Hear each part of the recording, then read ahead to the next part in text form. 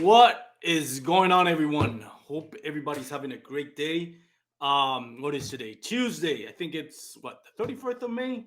I know I'm recording on a Saturday on Memorial Day weekend. Hope everybody, by the chance you get to hear this, Memorial Day weekend has already come and gone. Hope you had a great time. Hope you, if you on the water, you had a great time. You were responsible, made it back home. Um, a lot of stuff going on here in Texas. Kind of want to give a couple of minutes here, a few seconds to kind of recognize um, and send prayers and thoughts to the people at Uvalde, Texas. As you, most of you know, I live here in Texas, and it's been kind of summer. Hearing on the news about the tragedy that happened in the school in Uvalde. So thoughts and prayers to everybody that's been affected by that, all those families. It, I usually, keep the subject on kayak fishing, but this kind of hits close to home. So I think we should take a moment to kind of reflect that. And if you have families, you know, sometimes families we fight, we argue, we stay mad at each other. Always take time to hug your loved ones, your kids, your wife, your moms, your dad. So yeah, tragic moment there, and again, thoughts and prayers for everybody that got affected in Uvalde, all those families, kids, teachers, moms, dads, everyone. Um, Great episode for you today. We got Scott Beutjer and Jeff Little. I'm really excited about it. I'm going to try to keep up because I'm still new at doing the whole podcast thing. And every now and then I get nervous with some of my guests trying to keep up, and keep it, with the conversation. But we got a wealth of knowledge from both Jeff and Scott. Scott's pretty much the OG when it comes to podcasts with kayak bass fishing. Jeff has been doing, the whole social media thing and working with the kayak fishing for such a long time. Both of them are wealth of knowledge. And I'm excited because we're going to talk a lot about, sponsorships, pro staff. I myself, I've only been doing this for 3 years, the whole podcasting, kayak bass fishing for only 5 years or so, maybe less. So I'm still new at this. And whenever I get a chance to talk to Scott Beutjer and Jeff, this is the first time I talked to Jeff. I'm excited because I've seen his work. I want to soak in all the information. I never am going to be the one that pretends to know everything because I don't. I really don't. I'm in my infancy as far as knowledge. I look back at my first podcast and look now, and I think, what the heck was I talking when I started this kayak fishing podcast? But hey, that's how you learn, kind of putting yourself out there and having conversations. Beauty of technology, I don't have to be pen pals with Jeff and Scott. I can actually have them virtually and have a great conversation. And best of all, share that conversation with you guys. Not going to take too long with this intro. I'm going to bring him right in. Of course, we have the Waypoint commercials and a quick shout out to my sponsor, Douglas Rod. Go to douglasoutdoors.com to check out their full lineup. We go to a quick commercials with Waypoints, and then we bring Jeff and Scott, and stick around. You're going to love this episode. I guarantee it. Mr. Jeff and Scott. I almost said Scott, Jeff, like the same person. Scott Beutjer, Jeff Little. How you doing, guys? We're doing well, man. Doing well. Good to see you, brother. Good to see you, man. And absolutely, you're correct. Hats off to the tragedy down in Texas and everything that's been going on down there. Yeah. That's definitely a sad situation. Something we definitely don't want to don't dive into the politics. But at the end of the day, we both have kids in schools, and that's not something that nobody wants to wants to have it anywhere close to home, and it just seems all too often it is. Unfortunately, it is, and it's kind of happened in the last few weeks, but hopefully we'll get it right, whatever right is, and we'll figure it out. So, guys, how you been doing? Jeff, how you doing? Scott, what have you guys been up to? I know, Scott, we used to, when I started this, I was used to listening to your podcast, and I know you're kind of like working behind the scenes now, but you're still very much active, even though you're not doing the whole podcast thing. The Weigh In, one of my favorite podcasts, a big inspiration to what I do in my podcast, learning from you, listening to your shows, not just about the knowledge of kayak fishing, but just the knowledge of how to manage and be kind of like a podcast host, right?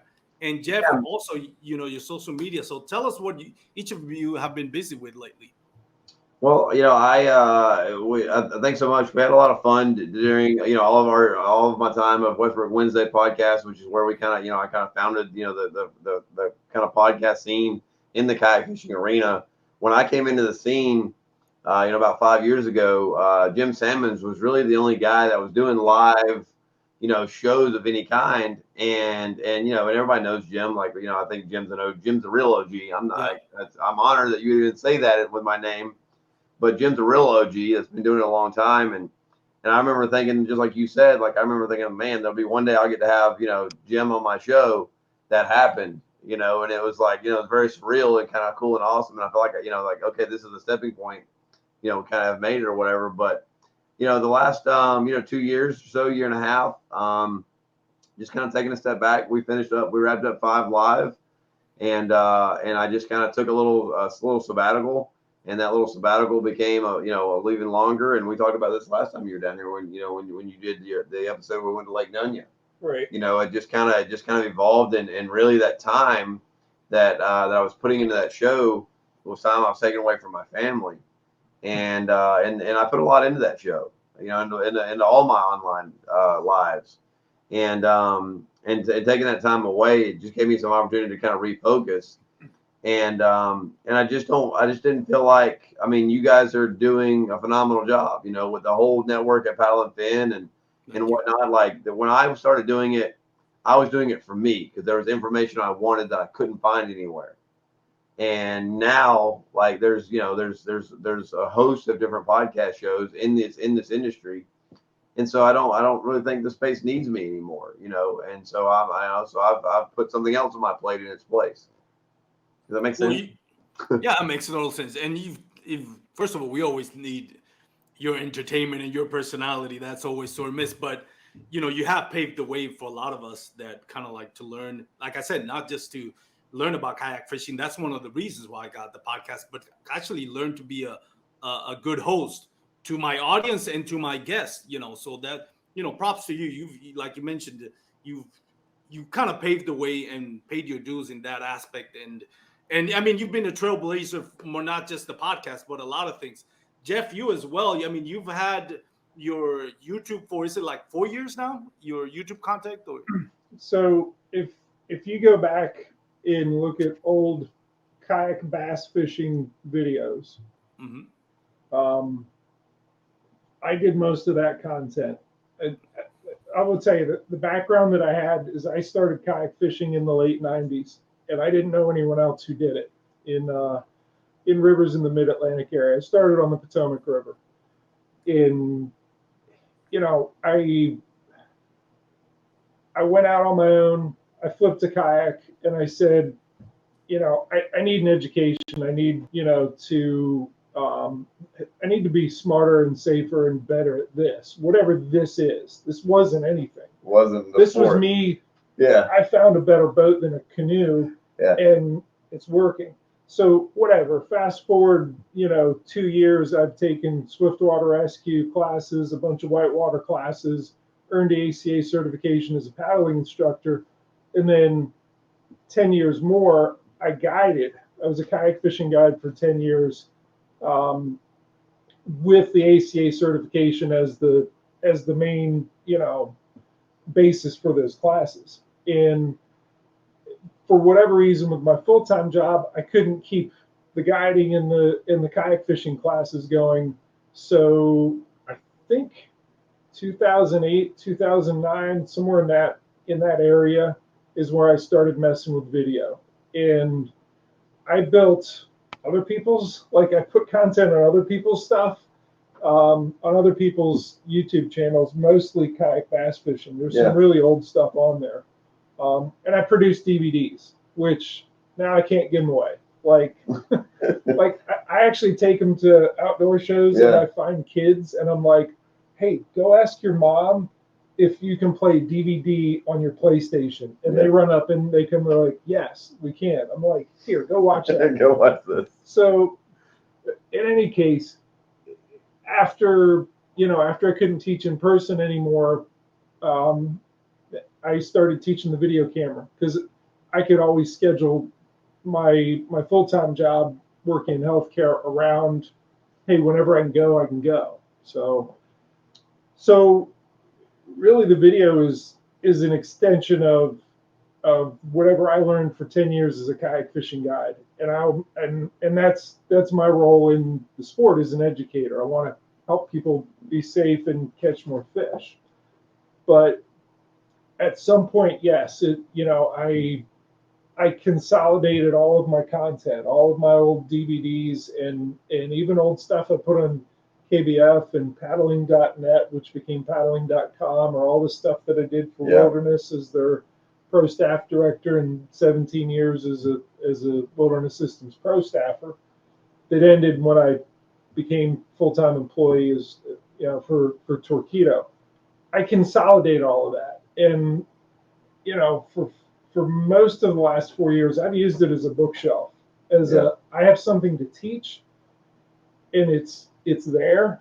And when I have an individual that needs to learn, I mean, I can't tell you how many times a day I just drop links to people in messages saying, where they say, I want to get more standing stability. How do I feel more secure standing up in my kayak? And I'll send them that, and I'll say, all right, at minute, 9 minutes and 34 seconds, start watching there on this. And that's a good way to help people. It's a horrible way to grow a YouTube channel, though. It is. Well, you share links.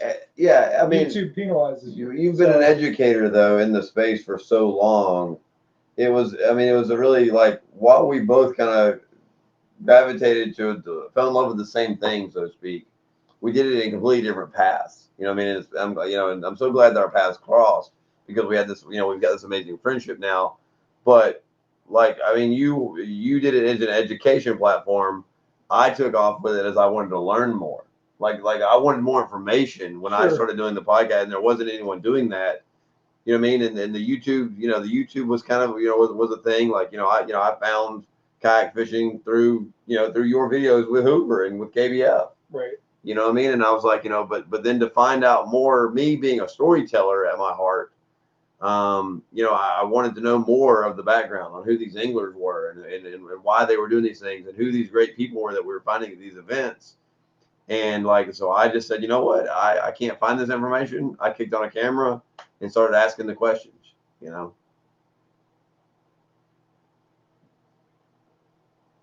We lost your audio. Sorry about that. I was muted there for a second. But anyways, I know we don't get to see you now in kind of like the front of it. I always say you may not see Scott Beutjer right now, but you see his work. Like if you're active in kayak fishing, you don't see him, but you see his work. What are you most active right now doing and working on as far as kayak fishing? I mean, as of this very moment, I mean, the reason Jeff is sitting here as we come to the end of we just birthed, I say we, myself and the Crescent Kayaks family just birthed the Sholey, which is Drew Gregory's, kind of, has helped lead the way along with James Durbecker, the owner of Crescent Kayaks. I put them two guys kind of together, or helped put those two guys together. How long were you about labor? 2 years ago? Yeah, right. The Sholey has been a boat that's been, kicking around for 2 years now. That we knew about, that the world really didn't. And 8 months before the world knew that James and Drew were going to be working together. This was, at this point in time, you're talking about a guy that was, Drew Gregory, much like you were Wildy. I mean, Drew Gregory was Jackson Kayak. You're talking about a guy who invented the frame seat going in a kayak. That's Drew. And a list of other patents and things he's done in the industry. That's an OG in the space. And so, we knew, 6-8 months before, the announcement of going to Crescent. Myself and the owner of Crescent, James, live in the same town and just happened to kind of cross paths. Crescent, as everybody knows their backstory, I won't dive too deep, but had a real bad fire at the plant where their molds were housed and molded. And I introduced Luther, who had Bonafide at the time in Yak Attack, introduced him and James. I was Team Bonafide then. And and they both needed each other to get to the next step of their lives and their businesses, and then that just kind of formed even more of a friendship and a bond, and a kinship, And then, and then the crew kind of came about, and everybody knows that story. If you follow anything with me, like I just, that boat is a kindred spirit of mine. I fell in love with it. And to me, I think it's the best paddling rig in the entire sport, in the entire community, in my opinion. It's the perfect boat for me. It does everything I want it to do. And I kind of, I called Luther and the team up at Native and Bonafide at the time and was like, hey, I'm going to step away and go, go do something with Crescent. And, and the next thing you know, like it just kind of led into a full-time opportunity to where, like we talked about earlier, I'm not, instead of juggling, as you understand, and so many people I think do, instead of juggling 18 or 19 different companies, I've now got 4 or 5, that I work with and I work very closely with.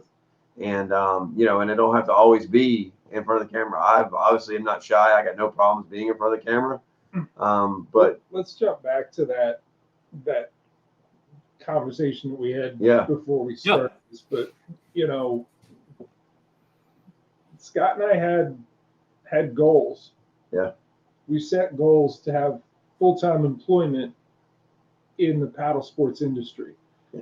And one thing and I remember telling, and I don't know when it clicks that this was a thing, but I remember actually telling Casey Reed,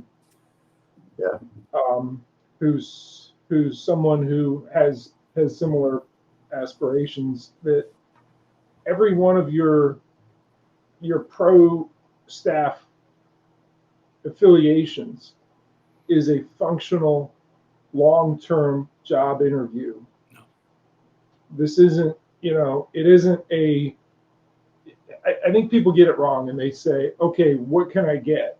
I mean, correct. And maybe the next level of someone says, what can I give to have this good symbiotic relationship with the company where I get what I need and I provide something to them? Okay, that's the next level of thinking on this. The furthest, the higher level thinking is, I want full-time employment.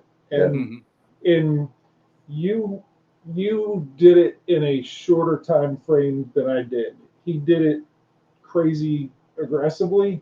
I did. And all in, what did you say? There's no need for stairs on a pole. You just jump in. Yeah, it's a saying that I live by.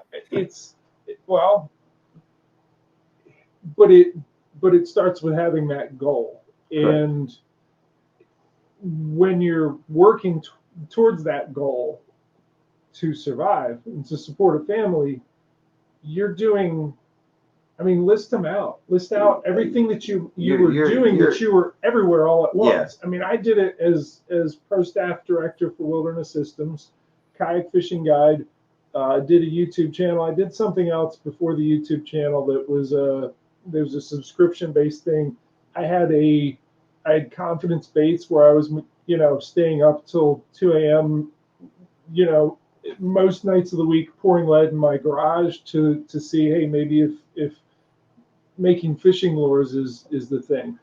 I was always hustling and trying something new, something different to see, okay, how do I get to this full-time employment? Chad Hoover is another one that had the goal, said, I'm going to be full-time doing kayak fishing, and did it with the sledgehammer in a way that has forever changed the sport. But they're, along the way, you need to survive.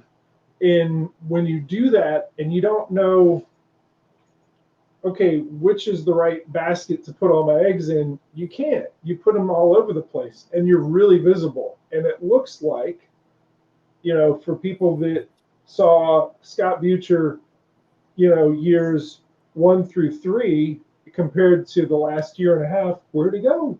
Yeah, exactly. It looks like you fell off, or you're not in it anymore, or you got full-time employment. Yeah, and his eggs are in. You hit a goal, and so now your goals need to shift again. So now you need, you know what I mean. So I hit the goal I set out for. So now I'm in the process of developing new goals. What is next in this space? I'm still very much hands-on behind the scenes, much like you are. You know what I mean? But still out there. When I got the job with Torquedo, yeah, I resigned my position with Wilderness Systems. I had to, but there was other things that were my side hustles that I said, I'm done. They're all going away. It's Torpedo, and you've done correct. Now, Armando, let's reference this too, though. With this isn't necessarily the path for everyone. Yeah. You take a guy like Craig Dye, who's been in the space a long time and does it and is very good at everything that he does. It could probably, if he could afford the time the way that some of these other guys afford their time, or made that the priority the way that some of these other guys do, I think he could compete with these guys at the national level, winning tournament after tournament. He's that good of an angler. Yeah, he is. So much knowledge. He's that comfortable in front of the camera. He has a very, very good job, and he has 2 little boys and an amazing wife that are his highest priority. Yep. And so he does what he can. It's funny. He hit me up a couple weeks ago whenever Yak Attack brought him onto the team, and first off, I was mind blown. Like, why does Yak Attack not already have Craig Dye right after all these years? But then I look at it and like he was nervous to go be on a part of the Yak Attack team. Like, can I give them enough to bring my value? And I'm like, dude, you're Craig Dye. Like you're Craig Dye. I mean, are you kidding me? Like the really good ones, and Matt Ball's another one. Matt Ball is always wondering, you're giving enough. Yeah. And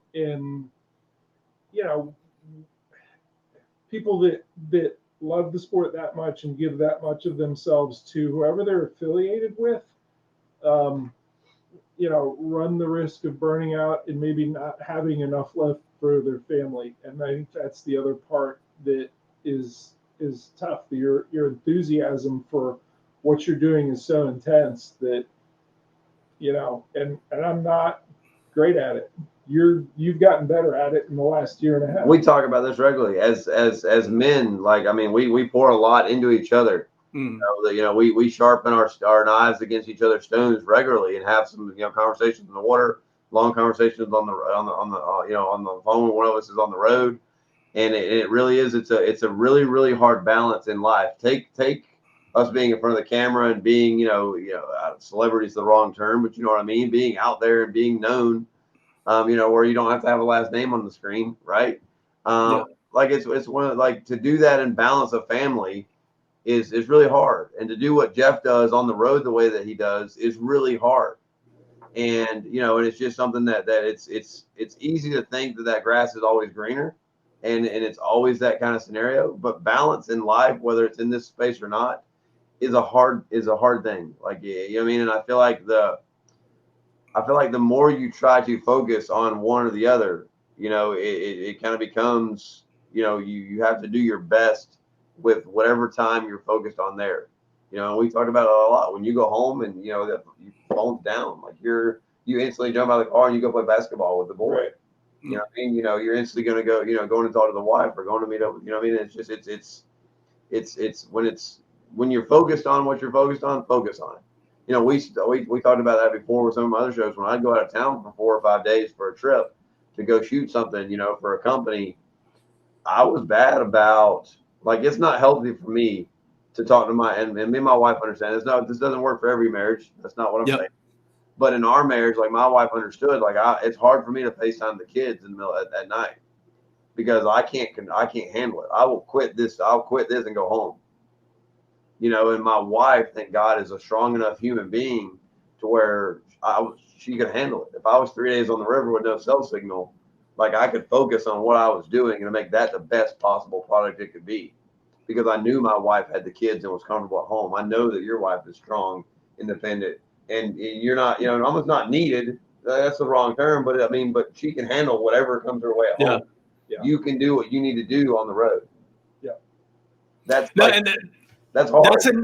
And I wanted to touch on that because we all have to show, I think, respect and appreciation. Jeff, what you do, Scott, what you do, and I can throw in Chad Hoover, like you mentioned, Gene Jensen. All of you could have gotten a more lucrative job to save money, to live a better lifestyle, to provide more for family, save for college, blah blah blah. All those things you want to add to it. But you were trailblazers. You took a bet on an industry that was in its infancies, and you didn't know if it was going to work out. You had the hunch, you had the vision, and you had the guts to stomach, all the hardships and kind of be like the jack of all trades until you find your niche. And I think every one of us should kind of acknowledge that and appreciate it, because if it wasn't for for the work that you've done, and the people that I've just mentioned, and a lot of other people out there that we don't get to see in tournaments because we're so focused on tournaments and content creators. But people that work behind the scenes to build something, and I want to touch on this in a second. It's something that I appreciate and I value, and I think we have to respect what Scott's doing, what Jeff's doing, what Chad's doing, what Gene is doing, because you could have been making more money doing something else, but you chose to do this live, sacrifice time with your family, and make the kayak fishing industry what it is right now, which is one of the most fast-growing sports there is. Not just kayak bass fishing. I mean, there's saltwater fishing, everywhere. Just not we get so limited. I get so limited with bass, but really it's a lot more. We see it. I recently was a guest show on a podcast in Spanish that talks kayak fishing, and I was blown away by how this sport is growing in other countries, Spanish-speaking countries, Europe, Asia, and it's a lot of it has to do with how it grows here. And I wanted to touch on something because I think that's something that you guys should be, and I'm sure you are, really proud of. I personally love my Hobie Outback or my PA14. We see all these kayaks that, are like brand name kayaks, huge kayaks, all the glitz and all that. You guys, you, Jeff, Drew, and I'm sure a host of other names have built a product in Crescent, and that Sholey kayak from the ground up that really catches the soul, the spirit of what truly is in its essence kayak fishing, not just kayak bass fishing, but kayak fishing. And I love that about the Crescent brand, and that you kayak, the Sholey that you brought out, because I really feel it's like this is the roots of what kayak fishing is. Let's not forget that, because it really holds the spirit on it. No, 100%. I think for me, one of the things that I think Crescent has just done really, really well is that they have not just focused on one particular section of the space.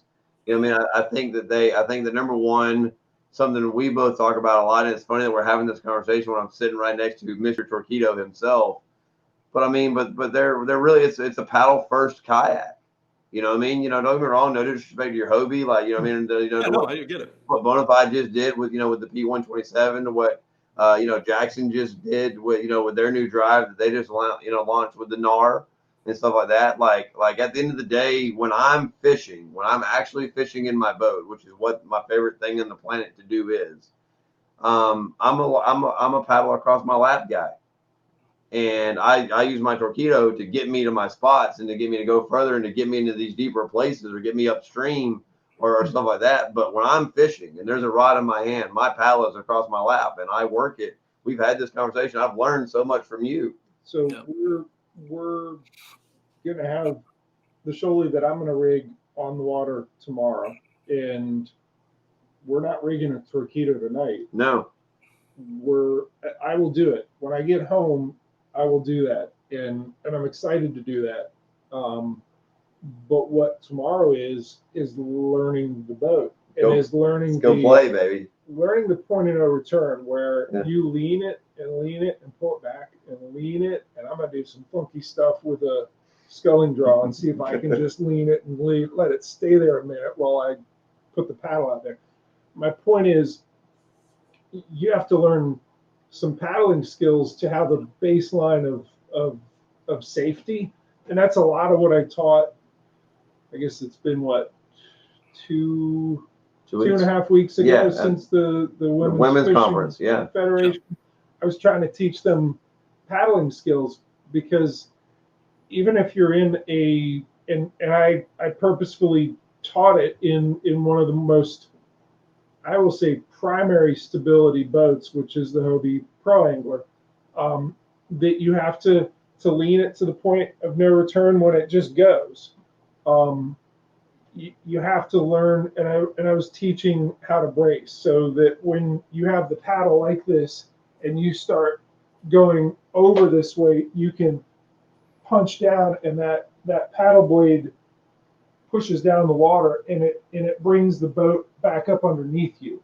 Whereas if you were going over the boat, all of a sudden with that brace, which is a whitewater maneuver, it draws it underneath you. And I will use an example of I was out with Chuck Earls, who's a kayak fishing guide up on Lake Erie, does really understands the wall out there.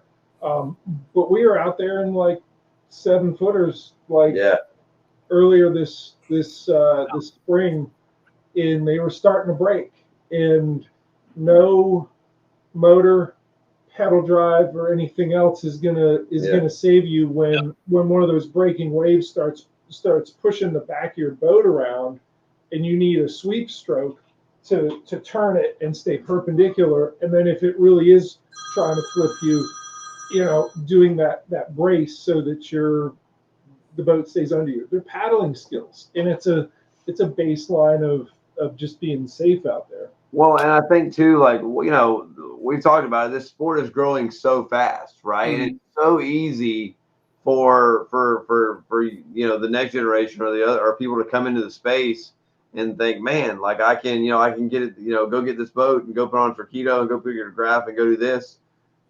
At the end of the day, like, we need to be responsible too as a whole of an industry. Like it's gonna happen. You're gonna have that yard sale that we call it, right? I mean, you talk. Matt Ball has done it.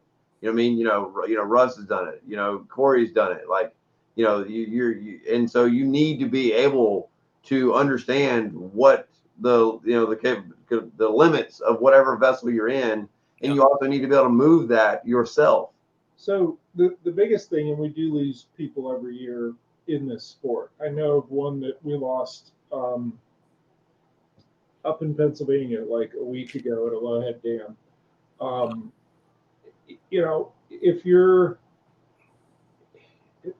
There's a lot of different safety topics, and I've done all sorts of videos on there. If you just go to the YouTube channel and check the playlist and go to kayak fishing skills, probably the best primer I have was my first DVD, which is river kayak fishing skills. It's dated, but it's good information. But practicing reboarding is if you go out into big water, even some of the lakes around here, if you can't swim half a mile, like if you haven't actually tried and you can do it and you can do it, that's where we can lose people. What happens is they flip. They've never had the experience of figuring out, okay, how do I get this boat that's super wide, that it was designed with primary stability, to that I thought, hey, this is never going to go, but then when it does, it's upside down. How do you get that back over? But even if you do get it righted, how do you get back in it? And to be totally blunt, most of us have these big old guts in the way, and yours is smaller. We're getting there. That's a work in progress. It's a barrier. It's in the way. Your gut is a barrier, but you can do it.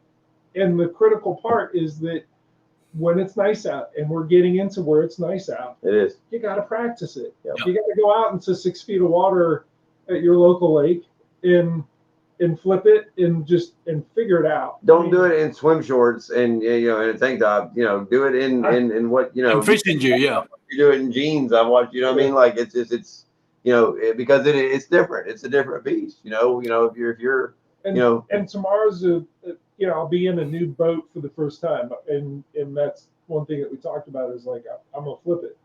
Yeah, well, there's like 18 people in the country that have been in this boat so far. Right. So, but even if everyone else in the country paddled it, it's new to me, and I 100%. Need to learn that point of no return and flip it, and then practice. Where's the the point of reentry on this boat that you learn that you learn how that boat moves when you're trying to get back into it where you can't touch the bottom, and it's different.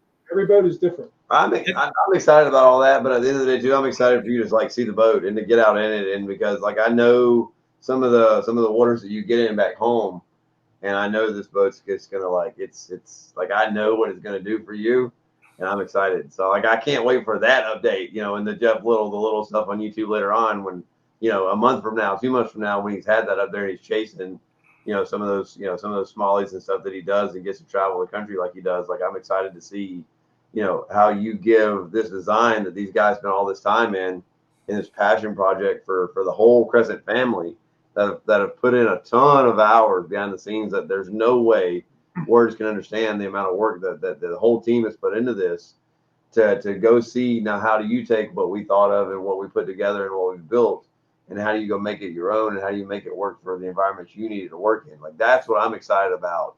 And to be like I've been a part of of a couple different brands doing different things and launching different boats. But I mean, like I was with Crescent from day one of like Sholey concept to Sholey launch now. And like it's while definitely my name's not on it, it's a Drew and a Crescent. Like I feel very attached to this vessel and like I'm excited for what the world's gonna see over the next couple of months. And not only that, like I also know that it's the first fishing kayak. It's specialized fishing. It's the flag that it's flying under, in the Crescent community.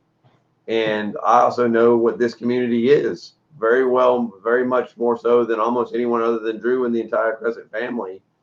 And I know that you guys aren't going to hold back. You're going to tell us what we did wrong, what we got right, the good, the bad, and the ugly.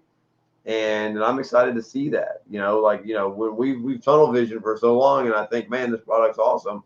I want to know what's not right.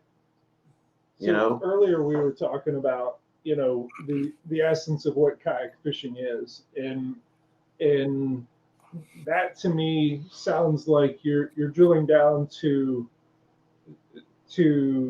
something, I don't want to say specific, but like, foundational. Foundation, yeah. Foundation, that's a good word. Kayak fishing has become so diverse though, it's hard to really make that call. And there's lots of different types of fisheries, lots of different applications. In what I think the Sholey, I mean, I know I've known Drew a long time, and I know I've had good conversations with him, and I know what he does. He does what I did early on in my guiding. If you were to take a guided kayak fishing trip with me in 2004, people joked about it and said, "Oh, you're taking Jeff's boot camp." Fishing boot camp. A death trap. And it turned into, where I got a reputation of like, if you weren't in shape, like you need to get in shape before you do. Because I would use creative access points, and some of them could be at an angle like this at the end of a 14-mile day that we paddled down the Rappahannock. You're going to get that, but that boat is the Sholey is one that you can do that with, and there's so many different boats that have this amazing, huge primary stability. Mm-hmm. Super wide, big boats that just don't want to go over. Now, the Sholey has stability, but it's secondary stability, which is more useful in that breaking wave on Lake Erie or whatever.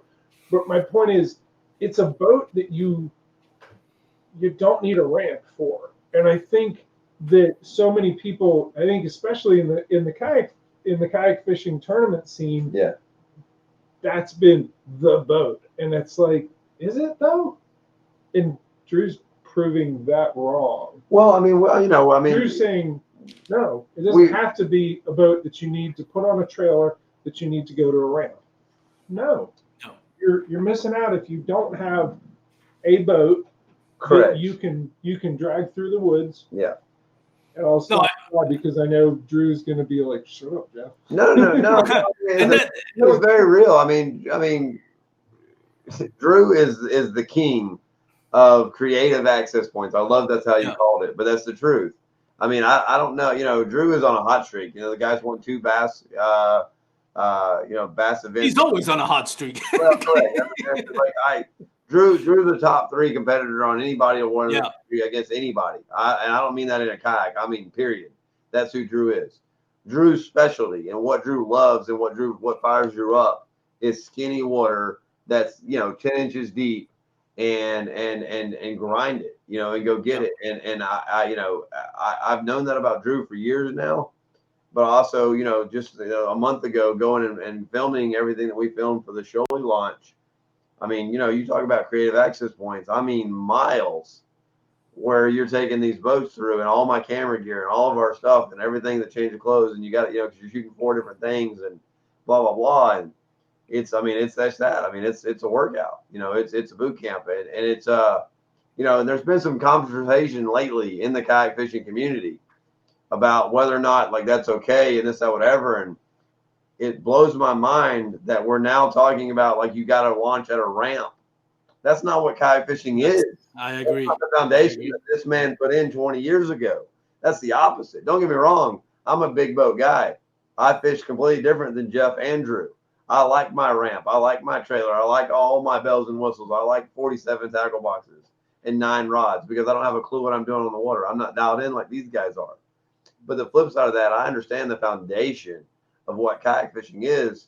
And there are other platforms and other podcasts that are talking right now about, the winch in the back of Drew's truck. I've seen it. I'll put it on blast. I ain't scared.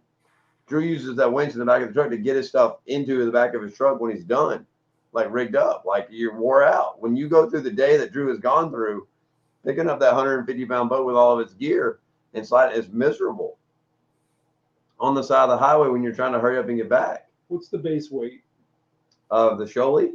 Its advertised shot weight is 72 pounds. Now, shot weight is, if you're in the industry, you know what that is. It's about 84 pounds.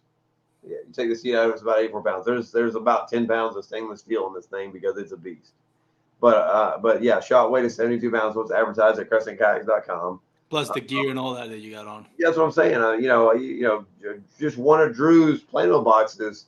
That's his spinnerbait box that has 57 different willow blades in it and 35. And I'm Drew. I'm putting you on blast, but I'm sorry. But, that box weighs 20 pounds by itself. I've held it. And he's building, spinnerbaits on the, in the middle of the river, and so it's work, but it's mind blowing to me that we're talking about it's unfair because these guys are putting in the work. To me, what you're saying, what I'm hearing is you're whining about these guys are working harder than you and they're being successful. Come on now. I went into a tirade on one of my podcasts. I think it was last year, but it came up. I was talking to Jimmy Skinner. He feels the same way you and I feel. That it's the essence of kayak fishing. That's the essence. That's what it was built on. And now you want to take it away? I hate the fact that it says, well, we're cutting off this waters because we should stay on the main lake. You're gonna penalize Drew Gregory, who's probably, like you said, top 3 in the world, and make the competition less, weaken him as an angler so the competition can catch up to him. Why doesn't everybody work as hard as him? That to me is the thing. Have everybody else work as hard as him and get to his level, and that's how you grow the sport, not by handicapping your best angler who's doing everything legal. Yeah. And I mean, I can go on a whole time about we've had those same conversations. I mean, Torpedo, when Torpedo first kind of came into the space, and there's still pushback, from people that don't, motors don't belong on kayaks, this, that, whatever. Go back 10 years, and everyone was terrified to put a 250 Mercury on the back of a bass boat. Yeah. Now that's the minimum. If you're not running a 250, coming off a blast off for bass or MLF, you're not there. You know what I mean? Like we've done the same thing where like there's a joke now that some of the graphs are getting so good you can tell whether or not that's a Pepsi can or a Coke can at the bottom of the lake. But I'm a fan of technology. I'm a huge fan of technology. I'm a gadget guy. The flip side of that is I'm a bigger fan of hard work. Yeah. We're pretty close to it. Not cutting corners. Yeah. It's probably I can. I wanted to touch on something, and I don't want to get lost in all the conversation. But Jeff, you touch on something. Sometimes we're a lot of anglers right now are. I started in an Ascent 12T, which is like trying to like a cow, just slow, big, and and stumbling across water, and you put in a workout with your shoulders trying to get through the water with that. And then I moved on to the Outback and the PA14. I see a lot of anglers, and I don't blame anybody that if you want to go directly to the top of the line pedal kayak, do it. You can afford it, go ahead, do it. But I think it's important for everyone, regardless of what kayak you use, to learn the basics of paddling your way out of trouble. Because at some point, that drive's going to give out on you. And it's probably when you're white capping, you got 30-mile-per-hour winds, and you like, well, what is this long lollipop thing for? You know, you got to learn, you got to know the basics of how to survive when things go wrong, and you can't always depend on, oh, well, your pedal drive's gonna get you there. Maybe not. I've had mine fail. Sometimes my fault. Sometimes it just fails. It's a mechanical feature, so it's gonna fail at some point. And until it's not gonna fail when it's sitting in the garage, it's gonna fail when it's on the water. Correct. Well, the more parts of anything you have that have potential for fail, the more potential you have for failure. Period. Yeah. You know, like there's. I'll depend on these biceps right here in a paddle more so than I will any other piece of mechanical anything, because he's not gonna fail. Does that make sense? So I just think that it's I think it's great to have all of those things. And I'm the first to tell you. So, I mean, I've been a Torpedo guy since the day one of I love it. Like I'm so pro 1103 and 403, and ain't even funny. The flip side of that is I use it as a tool to get me to where I put the paddle across my lap. Like at the end of the day, and I think that that's a foundation. Going back, circling full, come back to Crescent. I think that's the foundation that the company at Crescent as a whole has made stay their main flag, that we are a paddle first company, and that we build boats that you want to paddle, that are fun to paddle, that are good to be in, and that have the full capability of paddling. And I think as a whole, the industry is being educated because of guys like yourself and all these shows, and guys like Jeff. And we understand now. Like 5 years ago, if you'd have said primary stability to somebody, they'd have looked at you like you had a big unicorn. You know what I mean? But we get it now. I don't think enough people do get it, though, in terms of we're using the word stability. Most people use the word stability, and what they mean is primary stability. While you do that, the other thing I wanted to mention, being on a 14-foot kayak gives you a false sense of security. You're like, oh, I'm in this limousine, I'm not gonna flip. Mother Nature will surprise you every now and then. It says, oh, you think you're comfortable in safety there. So that's another thing. I'll talk to this as Jeff is getting ready to make an illustration to help kind of understand that. But yeah, if you have a 14-foot, whatever's Hobie, whatever brand you have, you think it could be a false sense of security. Mother Nature could throw things at you that doesn't matter if you're on a bass boat, may not be able to handle unless you know the first thing about safety and how to get your way out of danger. And that's one thing. Sometimes we get those big kayaks and we think it's like, oh yeah, I'm safe at this. Not necessarily. Go ahead, Jeff. What do we got there? I'm hoping that I get the light on this right. There we go. Well, it's a podcast, Jeff. Only a few people are gonna see it. Right down here, dude. There you go. Try that. There we go. I'm still gonna down. There you go. All right. So where's the camera? Right there. So primary stability hull. This is a cross section of the hull, and the one that looks like a surfboard has primary stability, meaning that when you start leaning this downward, it fights you immediately, right? So off of the jump, it feels stable from the very beginning. Right. Yeah. Once this goes, though, it'll go like that. Secondary stability is more of an acorn-shaped hull if you did a cross section. And what this does is if you start to tip over, it'll feel like it's going quick, like it feels like it's unstable, but the further you lean into it, the more it firms up and it says, I'm going to stay underneath you.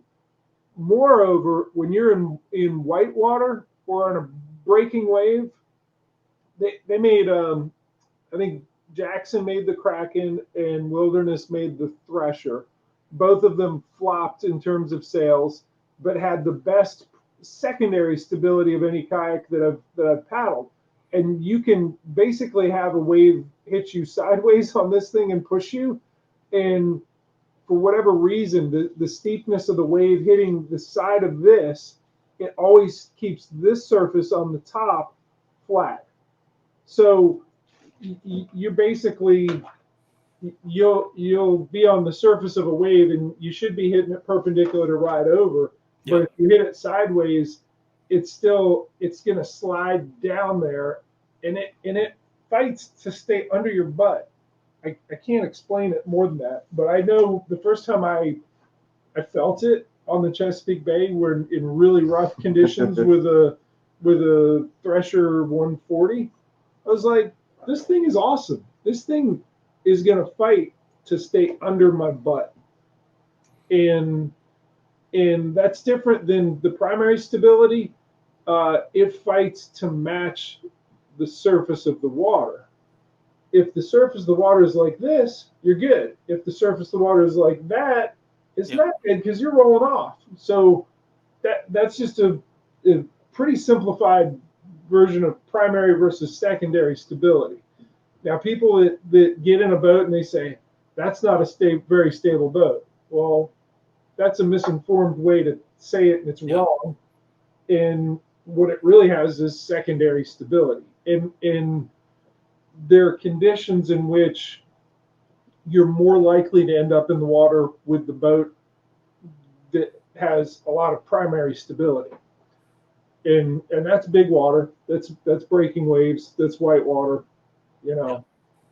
And that's what I mentioned, and you said it. You know, you said it in more intelligent words and illustrations than I did. But that, you know, it's that false sense of security. You know, you think, oh, it looks stable. It's really not, compared to when it's not going to be stable enough for whatever Mother Nature wants to throw at you at a certain given time.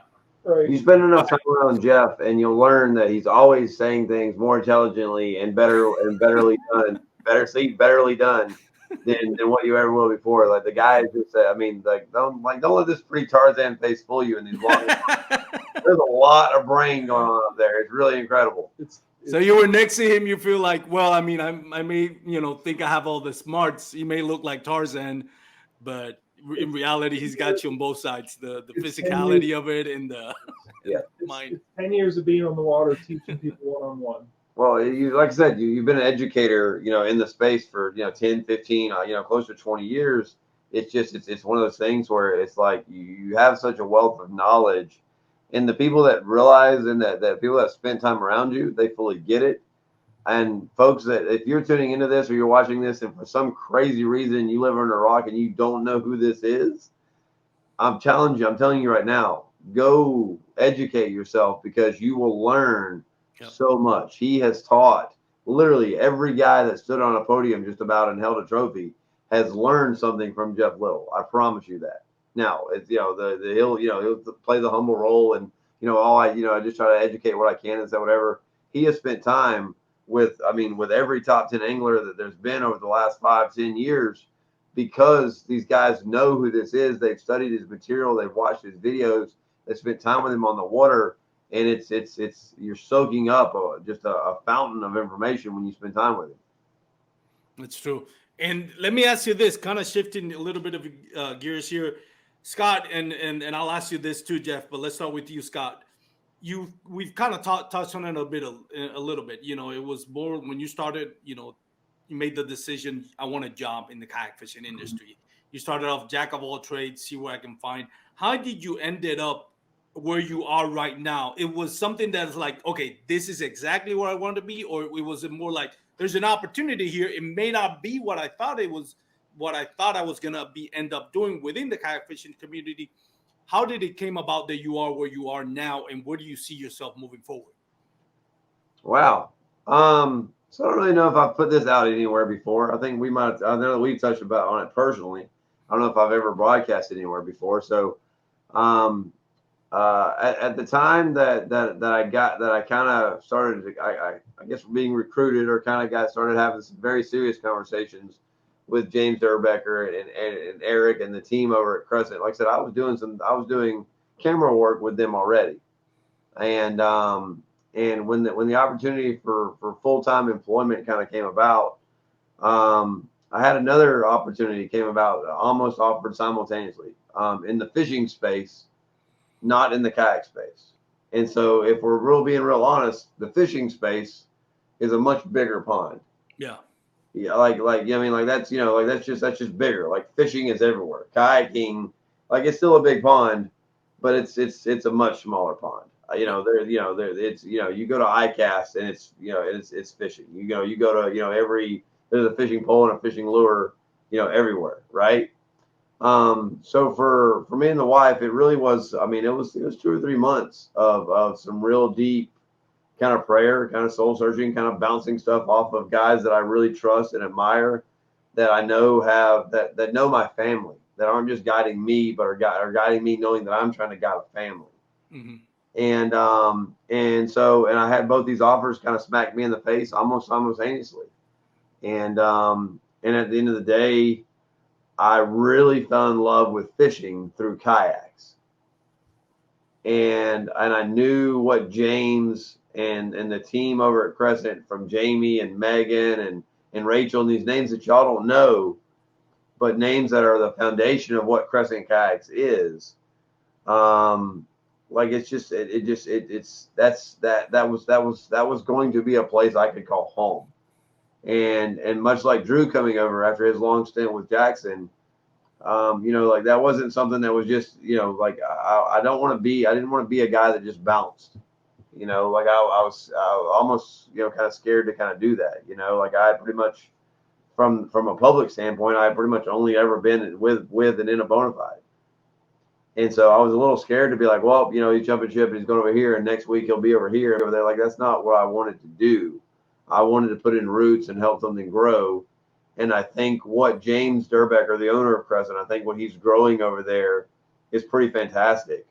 And so instead of being the number one guy, instead of being the guy in full control, which I like full control, instead of being that guy and having it all and having to do all of those things on your own, Fletch Griffin, who owns Westbrook Supply Co., says all the time, if you want to go far or if you want to go fast, go alone. I did that for a long time. And I went really fast in this industry. If you want to go far, go in a group. And I have found my group at Crescent. And so so while it doesn't look like I'm running 70,000 miles an hour, I'm working just as hard as I've ever worked in this space. I'm just more focused now on one task instead of 17 or 2 tasks or 3, or you get what I'm saying. Yeah. And the flip side of that is it's given me, like we talked about, it's given me better balance. It's given me a better life. I'm more time with my kids. I'm healthier physically, emotionally, mentally. And those are all things that I needed. This is the last summer I have, and where in August, all 3 of my kids are going to be in school. My youngest, my daughter, she'll start kindergarten in August. So like I'm going to spend some trips on the river without a camera because I'm going to go be on the river with Dad. Jeff, how about you? How did you get into, I know you mentioned it pre-recording, you've spent a lot more years than Scott on this, but how did you get to where you are now? And do you feel like you found a home there, or do you think there's more to Jeff Little that still to come? Ask the question again. I don't know that I fully got what the. So we're currently at where you are right now within your profession as, working in the kayak fishing industry. How do you got to where you are now, and do you see yourself staying there? Or do you have other plans for you with it growing within the kayak fishing community? I'm going to give as much as I can to the sport, and when opportunities come up like Women's Fishing Federation, Amanda called and said, we need you to be a speaker. Yes. Well, I'm like, yes. 100%. I don't say, it's exceedingly rare that I say no. That's going to continue to give me opportunities and develop relationships in kayak fishing. I'm going to go back to, we talked about that Scott pushed hard to attain that goal. And his was a little bit, I'm going to say, braver and quicker than how I came to have full-time employment.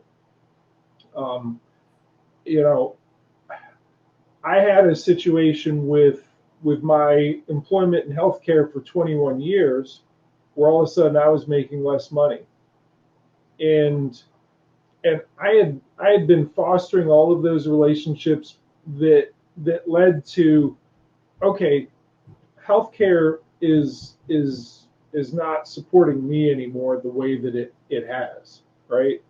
And a lot of that's related to Medicare and Medicaid reimbursement rates. In 2015, everything was messed up, and I got to the point in 2017 where I had to knock on doors and say, I need full-time employment. And Torquedo, specifically Steve Turkla, said, yes, I can't do it right now, but I really do want you. And I waited until October, and he had a spot, and it wasn't exactly what I'm doing now, but he saw me as an individual that is someone that works passionately about towards goals, but also towards anything that's kayak fishing related, and he wanted to grow that part of the sport. And he's, especially with the relationship that he has defended and invested and gone to bat with board members in Torquedo to say, no, this is going to happen.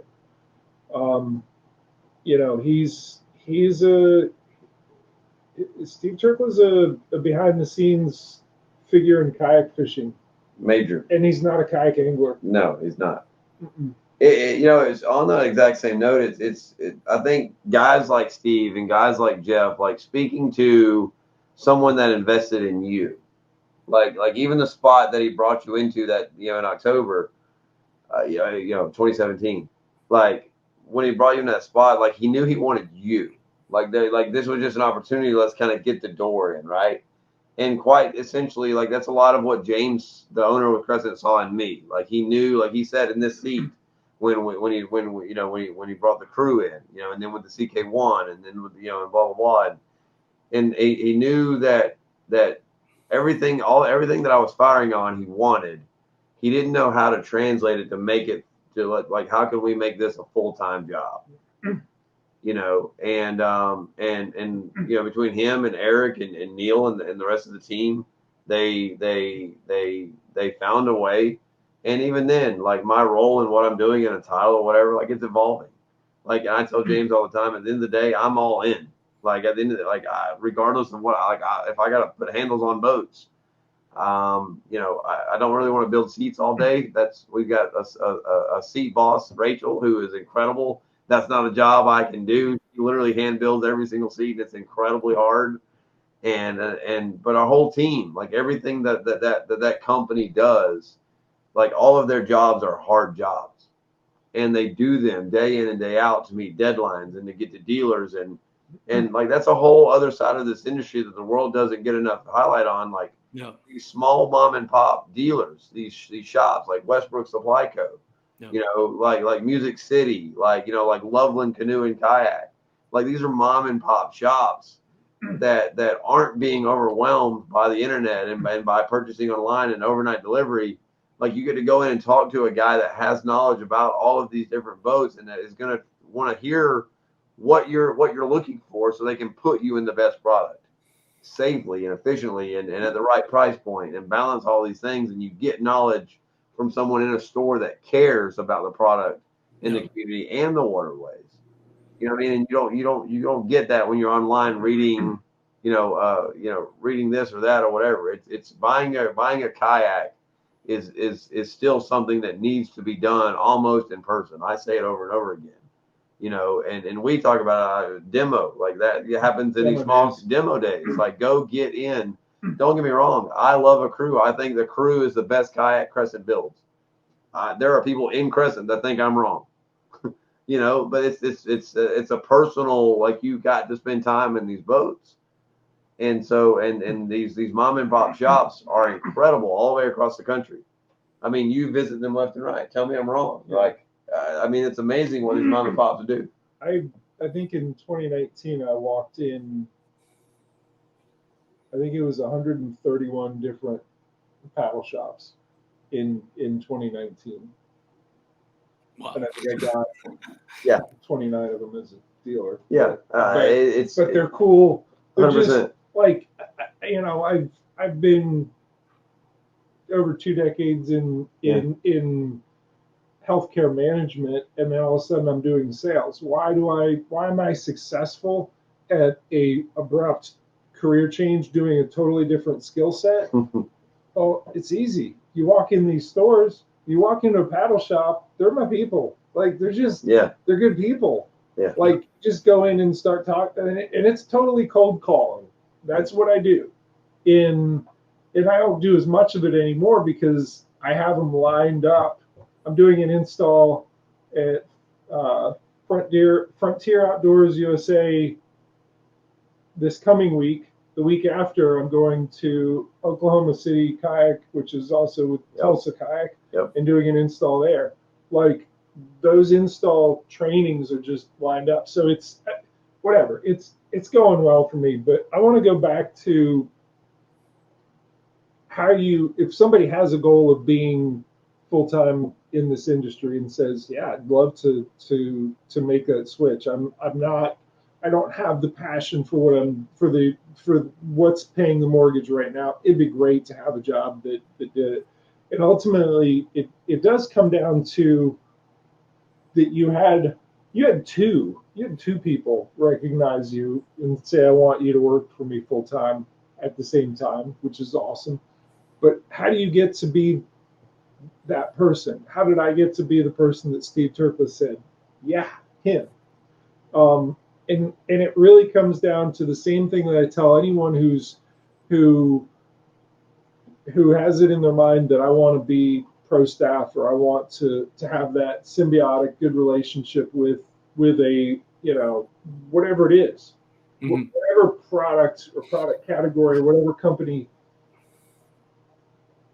It comes down to one thing, and that's be good for kayak fishing. Yeah.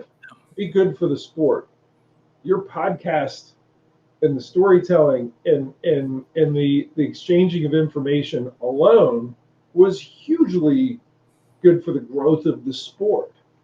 We're talking about Scott Beutjer's kayak. Just for those that are listening, not my podcast. Let's keep it, let's keep it real here. Yeah, use that as one example. In I know that in pro staff management, you know, that's really what you try to really drill down to. You know, are they good for the sport? And the other side of that is, do they fish more than they probably should? Like that's another common. I think but they're good for the sport, not just for themselves. Yeah, I agree. I think for me, I feel like I do everything in my life in photos, right? Like that's like I talk about all the time. Like I'm a photographer, like in my soul. Like that's who I am in my heart. I talk about, like, I walk through life like I see everything in my brain through my eyes, like it's a viewfinder. Like that's how my vision works. My vision works like everything in life is a viewfinder. But it's a story told with a correct, 100%. But where I'm going with that is that people take photos. Like if you go through your phone, there's photos in your phone that you took of what you love. Like you take photos of stuff that you love. Like if there's 10 photos, I mean, it's the wife, it's the kids, it's the kayak, it's the river. Like you know what I'm saying? Like if you want to know what someone loves, look at what they're taking their photos of. I got a lot of pictures of those. Well, that's what I'm saying. You know what I mean? But you can draw holes left and right because you love it. So for any of you, the pro staffers or anybody that's trying to do something, if you really love it, like it will show, because you can't fake that. You know, and above everything, be real, be genuine. When you don't know something, say you don't know it. Don't try to, like, I was just me. Like this is like, I've never been anybody but Scott Beutjer, you know, and I'm loud, I'm aggressive, I'm a big personality. I'm very, you know, people have tried to compare me to Hoover, this, that, whatever. Hoover is a hardworking, you know, big personality, you know, very opinionated, you know, very much, you know, goal oriented, like, but Hoover is Hoover. I'm Scott. Jeff's Jeff. Like, and there's not, there wasn't a path. There really wasn't a path laid out for Jeff because he was just so early. I mean, you're talking about a godfather here in the space. There was Salmons had kind of done on some of the stuff, so I had kind of an idea, and stuff like that. But even then, what you guys and the guys over at Paddle and Fin are doing is different than what I did. And you guys are finding your stride, you're finding your success. Keep going. Like, almost be excited when you fail, because you're gonna fail. You need to fail to succeed. Like, that sounds cliche and sounds like it's the back of a Hallmark card, but man, it's true. It is. You need failure to figure out what the path is. And Jeff will tell you, Jeff, you failed in this space. I've failed in this space a ton. I hope you keep failing because I want to stay in the space. Yeah, it leaves you hungry for more, knowing that room for growth. I've had you both for over an hour, and I appreciate your time. To me, I would be talking to you guys all night if it was up to me, but I want to be conscious of your time. It is Memorial Weekend, so I really appreciate your time, guys. And it's an honor to have both of you on the podcast. I wanted, if it's okay with you, because I know I've had you for a long time. If you want to leave it for another episode, that's fine. But I wanted to ask you each one a question, and I was going to ask you what advice you have, but you already covered it, both Jeff and Scott. So I'll ask you this: what are you, within what you've done in the kayak fishing community, what is the single thing you're most proud of? Let's start with you, Jeff. What is, of all the things that you've brought to the kayak fishing community, what do you think you're most proud of? Saving lives. Sorry, you have to follow that up, Scott. We can just end it right here, Scott. I mean, how do you follow? See, you can't follow Jeff. This guy walks in the room. I'll edit it to make sure that I'll edit it. Like, you can't follow Jeff Little. Don't ever, if you're ever in a podcast, anybody in the world, you can't follow Jeff Little. The guy he's an animal. And everything that he does. You can't follow that. Like, I'll try to edit it and sound like he will answer the question. Oh no! Don't edit that out. That's incredible. Jeff's incredible. That's the OG for a reason. The rest of us are not worthy. Armando, man, I love the show. I tell you what, man, you need to get Jeff on sometime. Yes. Without me running the session, because this is an educator. He's got a wealth of knowledge, and the guy's just, you're gonna learn something every time you have a conversation with him. So get him back on a show sometime. I'd love to be on. Thanks for having me on again. Big shout out to all the companies that we work with. We're excited tomorrow to go get out in the new Sholey from Crescent Kayaks. Check that out, crescentkayaks.com. You guys obviously, you're gonna go home and put a torpedo on it. I haven't even done that yet. I'm gonna try to beat you to it, but I don't know if I'm gonna get that opportunity or not. I haven't had time. It's such a new boat. I haven't had time to put a torpedo on it yet. So I'm most excited to lean all the way on one edge and spin it and just see how it edges. I'm excited tomorrow. Like, this is already all we will have already done this by the time the audience sees it. But I'm excited tomorrow to watch Jeff's face when he sits in this boat, because he's sat in literally every boat the industry's seen for the last 20 years. And so I'm excited. I've never, we've been friends for a long time now. I've never got to see him first impression sit in a new boat. So I'm excited tomorrow to get to go watch that. That's awesome. Kind of plug in, where can people follow you, Scott? Where can people follow you, Jeff? If you want to plug in your social media accounts, YouTube, Instagram, whatever you guys have. I'll go first. Instagram, it's Jeff Little Kayak Fishing. Facebook, you could just find Jeff Little. You could find the Little Stuff. But most of all, please subscribe to the Little Stuff on YouTube, and just I use the Little Stuff as a tag in every one of my videos. So if you type that in a search, you're gonna find it, and subscribe and dig around. There's over 800 videos on it. 800. I saw that. 895, I think. You have to dig through the playlist to find the gold. In particular, the kayak fishing skills. It's there. There's so much knowledge. If you are new to the space and you haven't dug through that YouTube, man, go dig. Go get lost in it. And because I'm telling you, there's so much knowledge there to be had. I'm Scott. Excuse me. I'm Scott Beutjer, guys. You guys can follow me at Scott Beutjer Fishing on Facebook, on Instagram. Hit me up as a friend request. I think I've got a couple more, 20 or so more that you come and go in and out of there, whatever. But I'm an open book. Just about everybody's got my personal cell number. Hit me up, jump in the DM.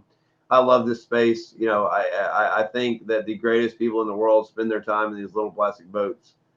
And I'm going to continue, promoting this space and the people in this space because, they've saved my life, and given life to my wife and to my kids. And it's been a fun ride and I'm excited about what's next. Well, thank you guys for the job and the foundation that you've laid work on the kayak fishing community, not just bass fishing, but the kayak fishing community itself. Again, and I can't stress this enough. You both of you are smart, intelligent, talented people that could have made more money doing something else. But the fact that you decided to take this sport that we all love, and I'm sure everybody that's listening is listening because they love this sport. I really appreciate it, and recognize what you've done to keep this going. And it's exciting. I'm sure you got both, regardless if you're saving life or not, Scott. I know you guys are excited of what you've done in the kayak fishing community and the way it's growing and how much it's going to grow. The sky's the limit. So, big shout out to you guys. Honored to have you both on the podcast. You're welcome anytime, Jeff, Scott, whenever you guys want to spread the word on something, where you can, get a hold of me, and it's open doors, open mic for you guys. Well, Armando, man, if you don't mind, let me close out here with one other thing here because we are here on Memorial Day weekend, and so many of the kayak guys and gals are veterans, and and a lot of times these holidays kind of get mixed up, and you go Happy Memorial Day weekend, this, that, whatever. What Memorial Day weekend is honoring those that made the ultimate sacrifice and honoring those that gave up their lives so that we could have the freedom to do the things that we do.